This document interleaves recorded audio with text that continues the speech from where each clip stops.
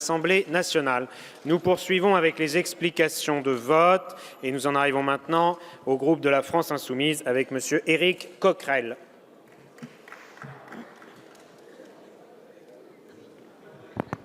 Monsieur le Président, Madame la Ministre, chers collègues, c'est assez étonnant et paradoxal qu'on veuille nous imposer de force cet été une nouvelle loi travail, alors même qu'en nationalisant STX, le Président de la République, quelque part, prouve que le libéralisme à tout craint, le désengagement de l'État, à un moment donné, rencontre des contradictions telles qu'on est obligé, fort heureusement, pour préserver un outil industriel en France, de revenir, disons, à des méthodes qui sont celles d'un État social et d'un État qui se mêle de questions économiques. Alors effectivement, nous soutenons cette motion parce que Mathilde Panot l'a très bien dit. La ministre de la Justice, qui était là il y a quelque temps, n'a pas cessé de nous expliquer qu'on ne pouvait pas légiférer pour la loi de moralisation sur tel ou tel aspect de ministre, d'exécutif, parce que ça avait été fait il y a 1 an et qu'il fallait laisser reposer la loi pour voir ses effets. Paradoxalement, 1 an après la loi El Khomri, pourquoi pousser toujours plus les feux du libéralisme? Pourquoi imposer toujours plus une inversion des normes qui fait, je vous le rappelle, qu'à 23 h le soir, vous avez été jusqu'à pousser l'inversion des normes, non plus au niveau des entreprises, mais des établissements. Pourquoi imposer une loi qui considère désormais que le travail de nuit est presque quelque chose à développer, contraire à tout ce que disent les chronobiologistes? Pourquoi proposer une loi qui induit l'idée qu'il faudrait un plafonnement des dommages et intérêts au prud'homme et qui, à aucun moment, Madame la Ministre, ne se pose le problème de plafonnement des stock options, surtout en tant que de TRH, dès lors que vous spéculez sur des licenciements? Non, j'arrête pas. Pourquoi pousser une loi qui vise toujours plus à casser le CDI au profit de CDI de projet et de CDD? Pourquoi poser une loi qui institue, par exemple, alors que ça devrait être une réflexion de fond que nous poussons ensemble, y compris par rapport au cadre, que le télétravail est l'avenir de l'organisation du travail? Tout ça a été fait en quelques jours, en plein été. C'est trop rapide, beaucoup trop rapide pour démanteler le Code du travail. Et pour ces raisons, nous appelons nos collègues à voter pour cette motion de rejet. Merci, Monsieur Coquerel. Monsieur Vallot, je vous remercie. La parole est maintenant à Monsieur Adrien Quatennens, du groupe France Insoumise. Les temps de parole sont toujours de 5 minutes, je le rappelle.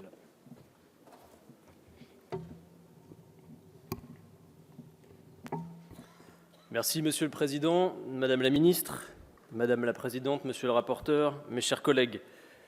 Vous vous en souvenez peut-être au démarrage de nos travaux sur ce texte, j'avais évoqué la petite fraction minoritaire, radicalisée et non représentative du patronat que ce texte, de notre point de vue, servait. Eh bien, au cas où elle s'impatientait, ça y est, nous pouvons lui signifier que son cadeau est presque prêt. La commission mixte paritaire qui a réuni hier une poignée de députés et de sénateurs l'a emballé et il ne nous reste plus qu'à faire le nœud du ruban décoratif et le tour sera joué. Car qu'est-ce que ce projet de loi, sinon qu'un texte qui sert les intérêts particuliers de quelques-uns dans des proportions qu'eux-mêmes n'attendaient pas? Vous ne répondez à rien sur les grands enjeux en matière d'emploi dans ce texte. Aucune réponse sur la nécessaire relance de l'activité. Rien sur la nécessité d'instaurer un protectionnisme solidaire pour rompre avec le libre-échange et les catastrophes sociales et écologiques qu'il sème. Vous n'avez aucune inventivité. Vous êtes installé dans le cockpit, mais l'avion est réglé sur pilotage automatique, dont les trajectoires sont définies à l'avance et avec votre soutien par Bruxelles. Ce projet de loi, comme la séquence qui s'achèvera avec cette session extraordinaire, signe le début de la fin de l'illusion Macron. Il n'y a pas de changement. Il n'y a que des habiletés et des coups de billard à 3 bandes pour perpétrer de vieilles politiques qui ont fait la preuve de leur efficacité à servir l'intérêt général, mais de leur radicale efficacité à servir les intérêts d'une stricte minorité. Qu'à cela ne tienne, nos débats nous auront permis, à tout le moins, d'établir un dictionnaire traducteur du macronisme. Il y a d'abord l'usage immodéré d'un champ lexical qui laisse entendre que les salariés de ce pays vont devenir des gymnastes professionnels, que dis-je, des contorsionnistes d'exception. Tant de souplesse, tant d'agilité, tant de flexibilité. Ce que vous appelez sécuriser les relations de travail veut dire faciliter les licenciements économiques. Ce que vous appelez favoriser la visibilité sur le long terme veut dire permettre aux entreprises de savoir d'avance que leur coûtera les licenciements abusifs grâce à la barémisation des dommages-intérêts.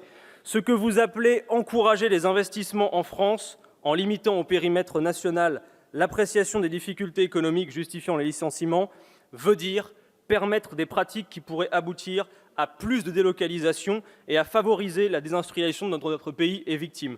En résumé, vous faites passer pour renforcement du dialogue social ce qui n'est rien d'autre que le renforcement de l'arbitraire patronal au service du désir actionnarial et de la mise au pas des salariés.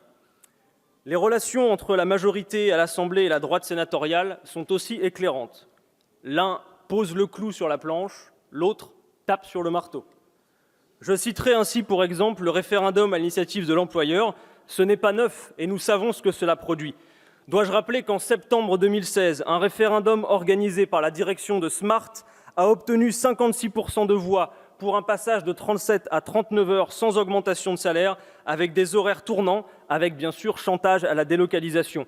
Un référendum n'est pas une garantie de démocratie quand il se fait le pistolet sur la tempe.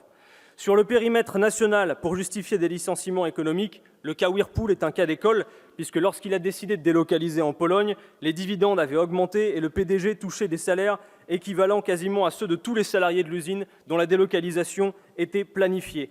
Désormais, avec ce périmètre d'appréciation des difficultés économiques, les multinationales vont pouvoir encore davantage nier leur situation et s'offrir des licenciements économiques, le but n'étant bien évidemment pas la situation financière, pas leur survie, mais bien l'augmentation de leurs dividendes. Bref, pour nous, ici, la bataille ne fait que commencer et je vous annonce que nous avons grand renfort à l'extérieur de cet hémicycle. Nous allons continuer à expliquer tout l'été et partout ce que sont les intentions masquées derrière ce texte, même si, par vos propres pratiques, vous avez déjà commencé à tomber les masques.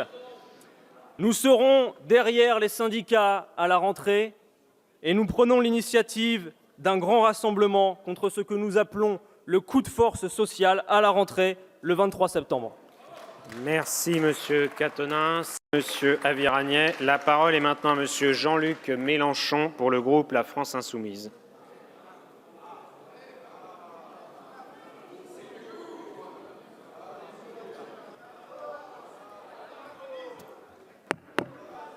Merci. Ni la pluie de truisme sur les vertus du dialogue social, ni celle des poncifs sur l'amour qu'on doit se porter entre partenaires sociaux, ne nous font perdre de vue l'essentiel. Dorénavant, si votre processus aboutit dans le domaine social, la loi n'est plus la loi et elle n'a pas le dernier mot puisqu'un simple accord d'entreprise, voire d'établissement à l'intérieur d'une entreprise, peut la défaire. Le principe de faveur qui a animé tout le droit social depuis le début est inversé. Nous voici revenus, mon cher collègue, à cette époque du XIXe siècle que vous évoquez. Car la bataille pour le Code du droit du travail a commencé le 14 mars 1896, lorsque le député socialiste Arthur Groussier, qui était assis ici, à côté de Jean Jaurès, déposa pour la première fois une loi qui proposait que l'on codifie les questions sociales.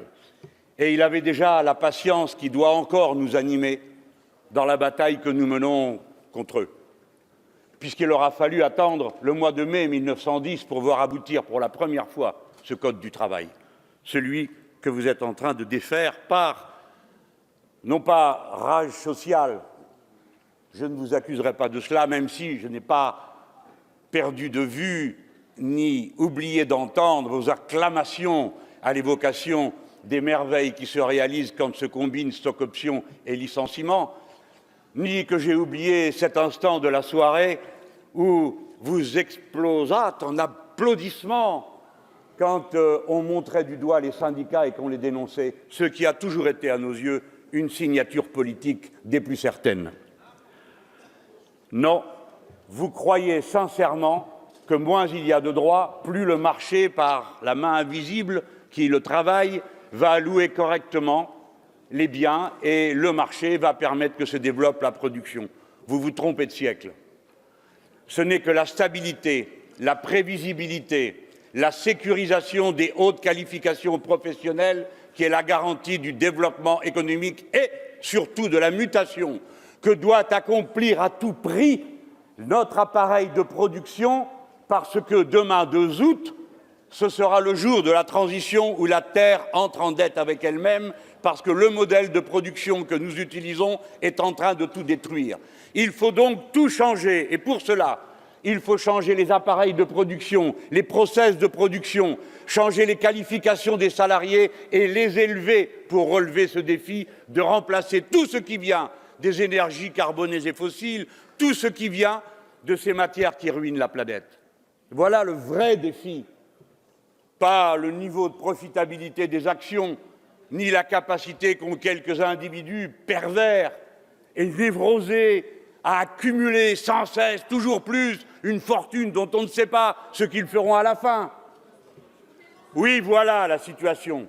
Nous avons le droit de ne pas nous réclamer de la même vision du monde. Je la développe jusqu'aux comportements individuels. Voilà le fond de l'affaire. Prévisibilité, stabilité, planification écologique, élévation du niveau des qualifications. Voilà ce qu'est une industrie et une activité économique moderne, du moins telle que nous le comprenons. C'est pourquoi nous qualifions, après avoir mesuré nos mots, et nous avons essayé de vous le démontrer tout au long du débat, ce que vous venez de faire et que vous vous préparez à faire de coup d'État social, puisque c'est un renversement de la hiérarchie des normes. Et dans ces conditions, c'est avec conséquence et respect de ce que nous disons nous-mêmes que nous vous l'annonçons. Nous ne vous lâcherons pas un mètre de terrain aussi longtemps que la discussion et le rapport de force seront possibles. Ce qui ne se règle pas à l'amiable se réglera dans les rapports de force. Nous ne lâcherons rien. Nous appelons à rejoindre l'appel des syndicats. Nous appelons à manifester le 23. Et nous disons aux braves gens, à ceux qui n'ont que leur travail, pour vivre, nous leur disons, défendez-vous, braves gens, ne vous laissez pas faire, regardez-les, ils parlent avec un fouet dans la bouche.